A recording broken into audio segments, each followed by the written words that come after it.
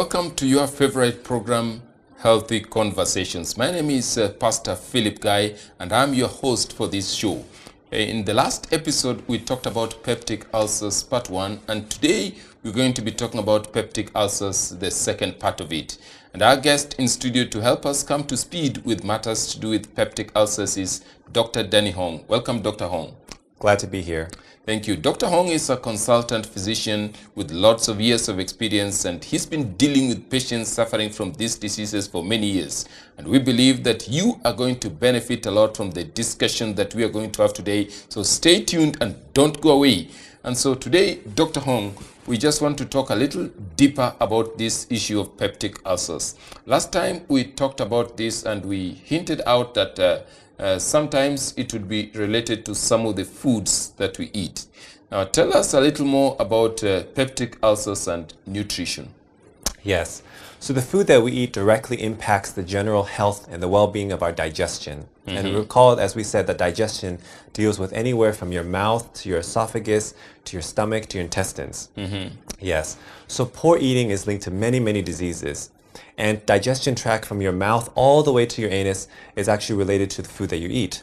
So things such as colon cancer, stomach cancer, liver cancer, gallbladder cancer, esophagus cancer, all along the way, that's directly related to the food that we're eating. So making nutritious choices is really helpful for preventing disease and also for keeping us healthy.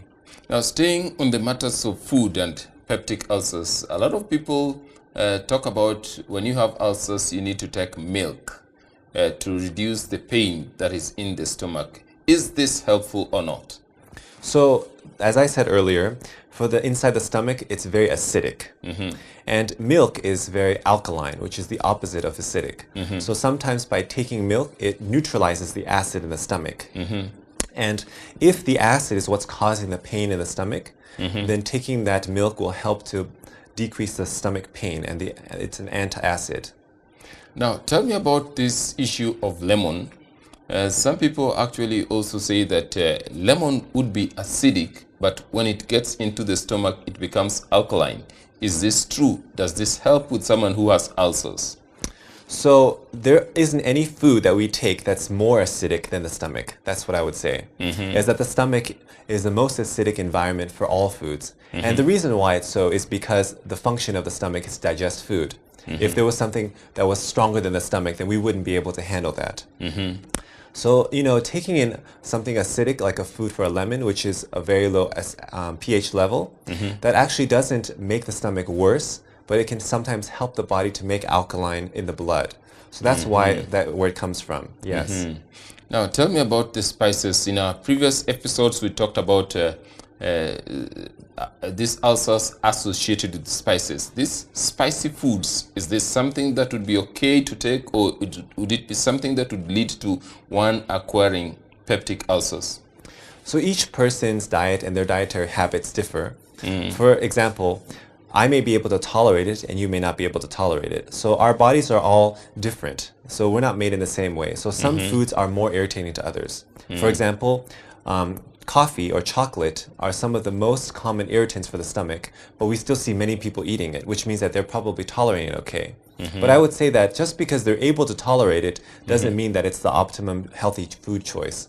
Because some things that we can tolerate may not be good for us necessarily. So even if you don't feel significant pain, heartburn, or problems with your digestion, that doesn't mean that it's an okay food to eat. Okay. Now, about the cure for this ulcer, peptic ulcer, can it be cured? Can it be completely reversed? So it depends on the cause of the ulcer. So if the ulcer is caused by H. pylori, which is an infectious agent, a bacteria, by taking the medicine, it should eradicate our body from getting that infection, which prevents the ulcers from forming. And how long does that take? Usually the treatment course is 2 weeks, so 2 weeks of taking the medication. Yes, but as I said earlier, that it's not just the infection. Yes. Another big component, another large component of why people develop ulcers is from a drug side effect. And that drug side effect is called a painkiller side effect. So, it's ironic. I tell my patients, they say, I have really bad pain in my legs, my arthritis, I'm having pain, can I have some painkillers? And they say, yes. But the painkiller side effect will cause severe stomach pain and upset, and it can develop ulcers in your stomach. And they said, oh no, but I have ulcers, so I cannot take that. And I said, well, you need to choose. The reality is that drugs have a side effect, and you may not be happy with the side effect, so you have to choose which you're willing to live with. Can you live with the joint pain, or can you live with the stomach pain? So we must make a choice, because no drug is completely free from any side effect. So what would be the best medical cure for this H. pylori? Is it the antibiotics that you mentioned? Yes, so antibiotics is most effective. With the body, of course, we have a natural defense system to fight off infection. But because H. pylori, if it goes undetected for a long time and it spreads and spreads, the bacteria does multiply, it can overwhelm the body. So at that point, it's just faster, more efficient, and better to take the medicine, and that way preventing it in the future. So once you've taken the medicine, what I counsel patients is that you've been treated now, so don't go back on your habits and start eating whatever you can and whenever you can and however you can. You should take good care of your body now from now on, so that you don't get more complications. Is there a point in time when the doctors feel that it's best suited to treat this through a surgical process? So unless there's cancer, or unless it has developed something that requires them to do cutting of the tissue, it doesn't require. And how widespread is this disease, H. pylori? Is it something that you commonly see from time to time, or just a few spot cases within medical facilities? I'd say it's widespread and very, very common. Yes. Are there places where it's more widespread than others? So H. pylori does have a geographic distribution. So it's more commonly in the Asian continents, in the Indian, Middle Eastern continents, and then the African continents. So people from those areas are more likely to get it. Tell me, I've heard about this thing called PPI. Is it a proton something? Yes, yes. What is this PPI in connection with H. pylori? Yes.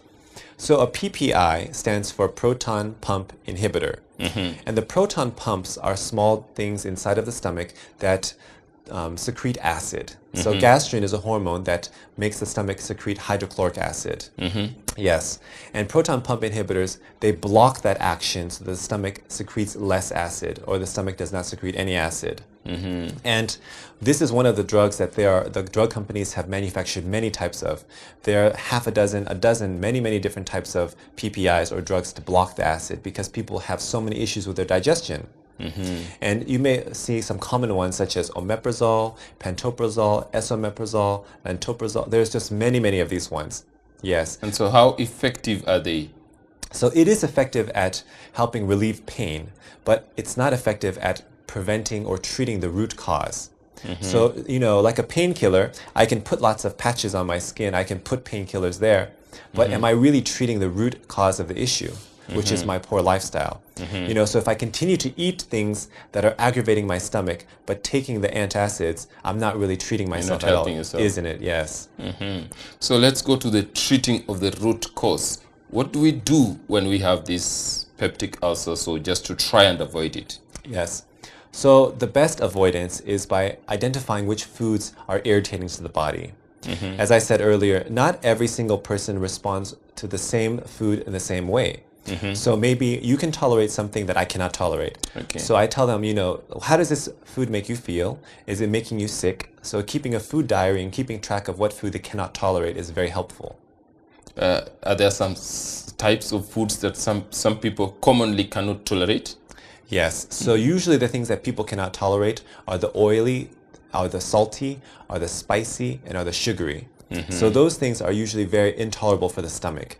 The oily, the spicy, salty, and also the sugary. Yes. So those things are really not good for the stomach. When I can't tolerate these things and I think my body should need them, are there alternatives for the same? Yes, so instead of taking something that's very sugary, such as like a mandazi or a candy or sweets, you can take a more natural form, which is a fruit, which is loaded with natural sugars that are very healthy for your body to digest. Yes, instead of taking something very spicy and acidic, you can use some different herbs to spice up your foods. You can use corianders and mints and different things that are helpful, or ginger, which is also very helpful for digestion. So there are many alternatives. If I just look at the samples of foods that I have to eliminate from my diet in order to avoid these peptic ulcers, am I not going to remain with a very narrow, choice of food range? And Yes. am I not limiting myself too much? So what I always tell my patients is that I'm not here to take and remove food from you, but I'm here to give you the best food that's best for your body. So I'm not telling them, don't eat this, don't eat that, but instead of this mandazi, can you substitute it with a sweet potato? Instead of this chapati, can you substitute it with a bowl of beans? Can you substitute it with some vegetables? So our goal is to teach them not to eliminate everything from their diet, but to replace them with healthier alternatives. We want to replace as much processed foods as we can with whole foods and plant-based diets. Your hospital facility is located in a rural setting. Do you find these things commonly available in the rural settings, and these patients are able to reach out and get these alternative foods? So we use whatever is locally available. So locally available in our area is sukuma, is cabbage, we have also pumpkin leaves, we have beans, we have maize. So we use what is locally available. And what I also tell my patients is it's not necessarily what food is making you sick, but the way it's prepared. Because as you know, you can take a very, very natural food and completely deform it and refine it until it's no longer recognizable. So it's best to take things in the way and the nature that it was formed in. So we try to make it as close to the way as it was intended for our body. Talking about the vegetables that you mentioned, sukuma, cabbage, some of the local vegetables, are these also possible causes of ulcers? So many people have told us that when they eat sukuma, they feel very bad. But what we've discovered is that it's not the actual green leafy vegetable that's causing you stomach pain or bloating, but it's the way that it's prepared. When it's cooked with lots of oil, or rather I should say fried, because we don't say cook, we usually say fried. When it's fried in oil, and when there's lots of salt seasoning, and when there's also lots of tomatoes, that can really aggravate the stomach, because the oil in there, what I tell my patients is that oil that's in there frying the vegetables, imagine that it's also frying your stomach around. Isn't that going to cause some pain inside? But my stomach is not under heat as the sukuma wiki is put under heat on the frying pan. That's true, but even without the heat, the oil is very damaging because it oxidizes, it causes inflammatory stress, and it really denudes the lining. So having that greasy, oily food can only make the stomach and digestion worse. So is it about eliminating the oil or just substituting with it with the better versions of oils? Yes, so instead of eliminating, what I say is try to cook things differently. So instead of frying it in oil, we can try steaming it, we can try blanching it, we can try cutting it up, and some people can even eat it raw. There's many, many different ways of preparing things so they can be nutritious but yet delicious. Thank you so much, Dr. Hong. This is Healthy Conversations, and in this program we talk about health, and nothing but health. And today in this episode we have Dr. Denny Hong, a Chief Medical Officer from Kindu Adventist Hospital, who is a Senior Consultant Physician, bringing us to speed on matters health and specifically on peptic ulcers. So please stay tuned to the very end as we still dig deeper to understand more and more about peptic ulcers. Dr. Hong, tell me about peptic ulcers and fasting and starving. Some people say that when you skip meals, you're likely to have ulcers. Is this true? Is this a fact, or it's just a myth? So before we determine whether or not it's true or not, I would like to say why people think this. It's important to address the root cause of why people believe certain things. And I think the reason why is because when you go for without food, your stomach has hunger pangs, and that signals that it's time to eat. And they interpret those hunger pangs as an ulcer. As I said earlier, there's many, many causes for stomach pain. But for many patients, the only cause that they can think of stomach pain is, I have an ulcer. When in reality, there's many, many, many causes of stomach pain. It may not be ulcer. No, in fact, it's rarely a hole inside the stomach. So having an empty stomach does not cause holes inside the stomach, and it does not promote ulcers. What it does is actually, what you're feeling when you're hungry is the stomach is contracting. And the stomach is always moving at a time, and the contraction process is to help get rid of whatever's in the stomach so they can prepare your body for the next meal. So those hunger pangs are mediated by hormones and signals from our brain and from the stomach, but they're not harmful for the body. That reminds me, when I go to church and the pastor is tempted to preach a little longer, I hear some people say that pastor should understand that some people have ulcers. And when they have ulcers, does it mean that people who have ulcers need to leave church early and go to eat, or they don't need to have prolonged seasons of hunger? The opposite is true. In fact, actually stressing your stomach by eating frequently and small meals all the time is really hindering the digestive process of the stomach. The best thing to do is really have scheduled intermittent times of eating. The stomach, as any organ, needs rest. And when we overload it with all this activity by feeding it here and there of small things and different things, you're not really helping the stomach to rest and promote reactivity. But so, that's what we do all the time. We stuff a lot of things in our bag and eat along the way, and the reason we give is because I have ulcers. I have to keep eating. So that's just a misconception. So not all pain is bad. I tell my patients, I say, you know, there can be pathologic pain, which is pain from a disease, but you cannot say that all pain. For example, I was just telling my patient this morning, if Kipchoge gave up every time his legs felt sore, he would never be running. He would never be a winner. Yes. Yeah. So some types of pain, like the pain that you get from exercise, the pain that you get from when you're studying, it needs to be pushed through so that it can develop you and make you stronger. Yes. Not all pain is bad. And some people say that pain is gain. But I would say that there's a healthy pain and a non-healthy pain. So to stomach that, or to actually live with a stomach that is empty for a little bit and just wait and delay is not harmful. Just remind us one more time, what are the best foods to eat for someone who has ulcers? Yes. So the best thing that they should do is that they should eat at regular scheduled times to allow for time for the stomach to heal. As we said earlier, the stomach requires lots of blood flow, there's hormones that's mediating, it's secreting lots of acid, so we want to give it time to rest. Like any organ, it shouldn't be stressed out and overworked. The foods that are best for the stomach to digest are foods that are uncomplicated and not refined. So when we eat things that are very oily, very fatty, spicy, when we eat lots of meat, those are directly contributing to problems with our digestion, and the stomach has to work extra hard. And when an organ works extra hard and is stressed, it causes problems in the future. So eating whole things like beans, natural fruits and vegetables, eating whole grains, plants, those have a direct process on our healing and improved digestion of the body. Thank you, Doc. Now, we talked about risk factors, and you've actually mentioned some of these things, but what is it that I need to avoid if I have peptic ulcers? So avoid eating too big of a meal. As you recall, the stomach is a balloon, and it's connected by a tube in the top from the esophagus and a tube that's coming out into the intestines.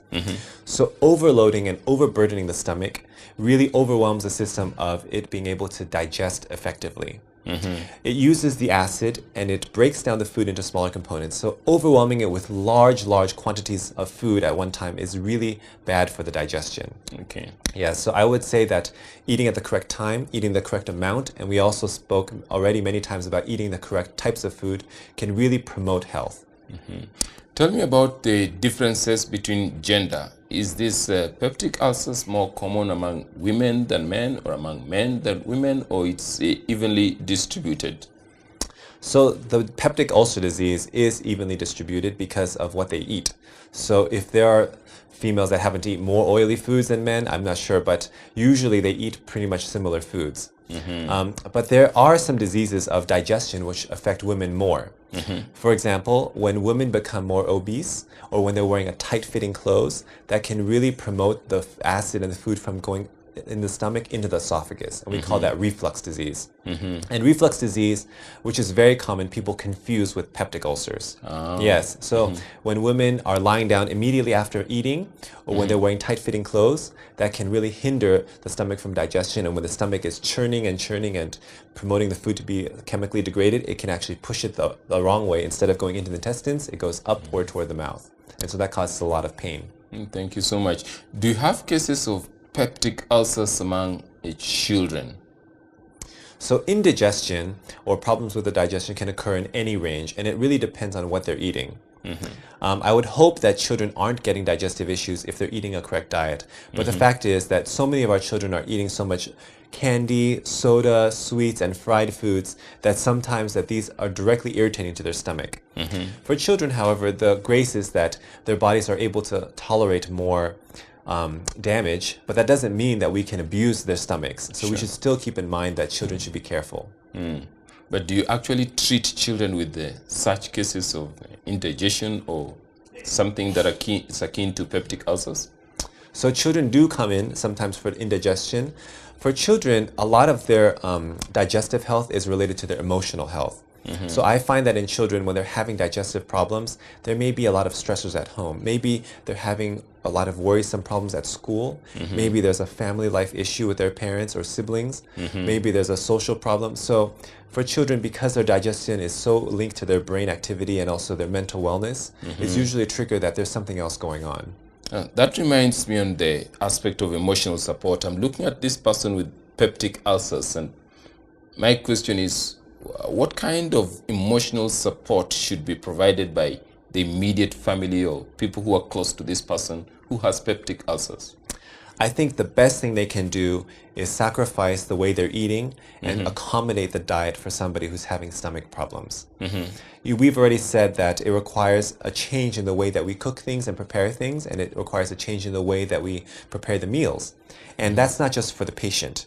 That affects everyone in the household. It's difficult to prepare two separate meals, one for my mother with a stomach problem, one for my other family with no stomach problem, because at the end of the day, we want everyone to be healthy. Yes, so we want to make sure that the family recognizes that when one person is sick, all of them are sick, and they must eat a healthy diet together.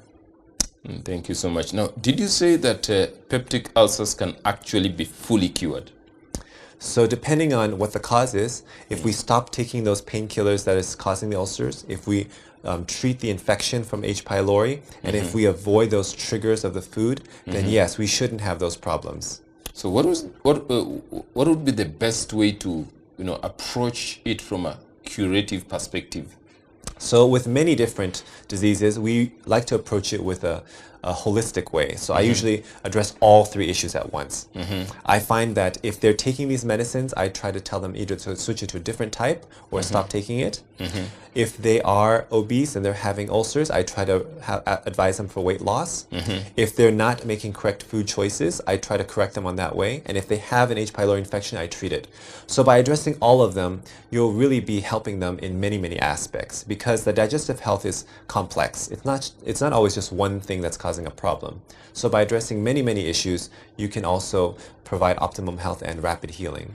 Now I'm looking at my viewer who does not have peptic ulcers. What did you tell this viewer to do to avoid in order not to contract peptic ulcers? Well, first, they should be happy that they don't have this indigestion problem. But don't take your health for granted, because it can happen to any of you. So make sure that you continue living your lifestyle that's healthy so you prevent disease from happening.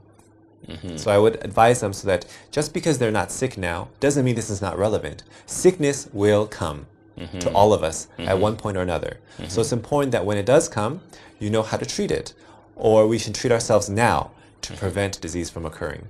Thank you so much. Thank you so much, Doc. Now tell me about any of the myths that are probably out there about peptic ulcers, the false beliefs that people out there are having up there about peptic ulcers.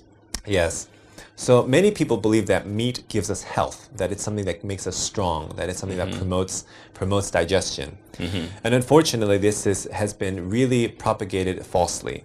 Meat has no fiber, which means that there's nothing in there to help us with the digestion. And in fact, when you eat meat for a large amount of meat or even small amount, it stays there for long and you don't digest very well. That's why people feel full for longer periods of time. It's because there's more fat, more protein.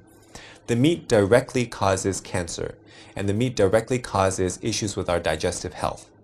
Meats have nitrates, meats have a lot of chemicals inside there and hormones and toxins that really hinder our digestive process and promote stomach cancer, esophagus cancer, liver cancer. So all these meat products are really harmful for the body. So if there's only one benefit I say that meat has, is that it just tastes good for a few seconds. But for that 1 second in your mouth, you're really putting at risk the rest of your body. Yes. Doc, since we started talking about these lifestyle diseases, we have just seen a connection between one to the other, whether it's hypertension, diabetes, and obesity, and now we're talking about peptic ulcers. What connection does it have with all these other lifestyle diseases that we've been talking about? They're all interrelated. So obese people are likely to have these problems, and people who have high sugars are more likely to have the problems. People who smoke are more likely to have this, because it directly impacts the health of the stomach. So the stomach is just like any organ, like your heart, like your kidney. It needs good circulation. Okay. So by exercising well, you're improving the circulation so that it can develop more acid to help digest the food. But not exercising, smoking, it really can damage the blood vessels around that area.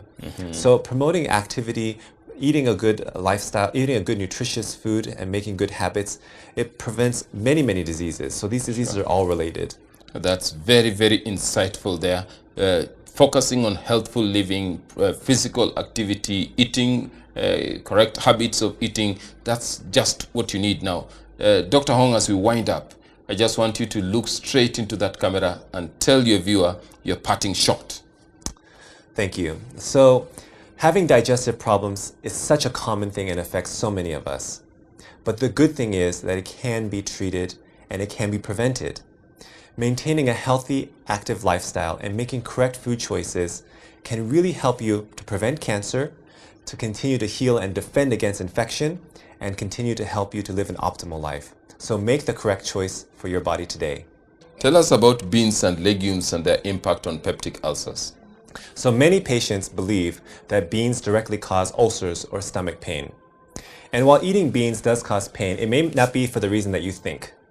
So beans, when they're dried and they're processed, they contain phthalates. And phthalates are a type of chemical that when released causes a lot of gas. So this gas can be quite painful for a lot of our patients.